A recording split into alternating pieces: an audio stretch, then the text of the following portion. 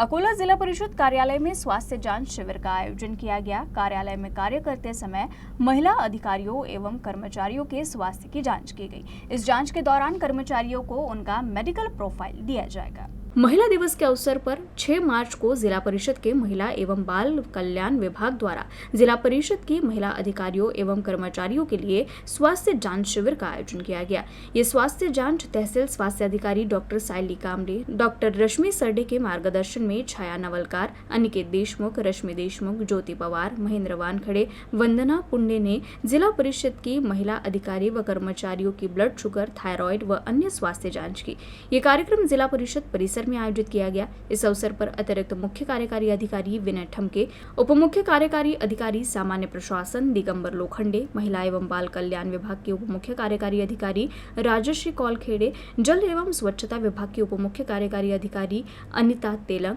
जिला स्वास्थ्य अधिकारी डॉक्टर बलराम गाढ़वे, महिला एवं बाल कल्याण समिति की अनिता गुरव और अन्य उपस्थित थे। आज आपण जिल्हा परिषद कार्यालयामध्ये जागतिक महिला दिवस निमित्ताने आपण आमच्या ग्रामीण जे DHO साहेब आहे, ग्रामीण नियंत्रणाच्या हेल्थच्या डिपार्टमेंटचे HOD